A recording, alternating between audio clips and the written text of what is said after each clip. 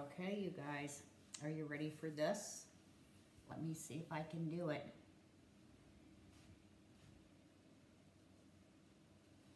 Just wait, just wait. Hey, you guys, look at this. Isn't this awesome? My daughter-in-law gave these to me.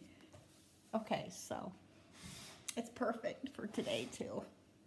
Guess what letter we're doing? Z for zebra. And I had these jammies. I was so happy. So anyway, this will be very short. I hope this helps you remember it. The sign for zebra is, so you kind of have your fingers open almost like they would be claws. And it's like you're making the stripes. Zebra. And the sign for the letter Z is pretty easy. You just use your pointer finger and you draw a Z in the air. So I think I have this figured out right. You draw the Z so it looks right to you, like you're looking at your finger drawing it. But since you're watching me, I would look backwards. So I'm going to try to make it right so that you will do it right. So if you point at me, I don't care which hand you use, just use one that feels better, and follow my finger to go across the top, slide down, across the bottom. Teachers, that should look right. They should be able to point and feel like they're making the Z the right way. So you just point and draw a Z in the air, okay? So what we're going to say is Z says Z, zebra. All right, one more time. So it's across the top, slide down, across the bottom. Z says Z, zebra. Good job. Yay! All right, here we go with letter Z, and we only have one letter left, so we're almost done. Notice that they're twins. Uppercase and lowercase are made exactly the same way, and they are both made with one stroke. Once you put your pencil down, you don't lift it up till you're done. Now here's the tricky thing about Z.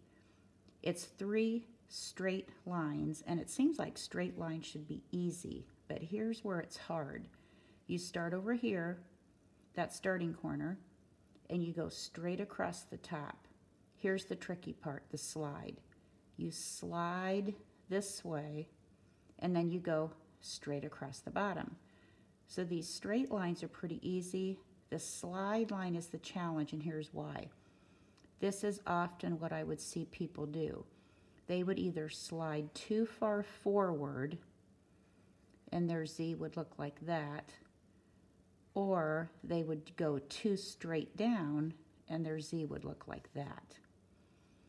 So this is a little complicated, but if I drew a rectangle around the Z, see how it would fit in the box?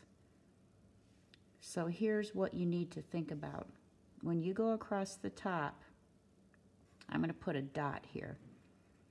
When you slide down, if you stood up here and you did a start at the top and drop, you would want to meet where this slide is coming down. So if you did an imaginary start at the top and drop and made a little dot, after you go across the top, you are aiming for that. Slide down, straight across the bottom. Whoop, I bumped. So this just takes a lot of practice. This is really common, and this is a challenging letter. So one more time, it's straight across the top, slide down, straight across the bottom. And I think that is my best one.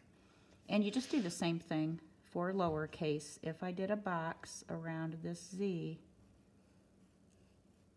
if I started at the top and dropped, boom, right there is where I'm aiming when I come down.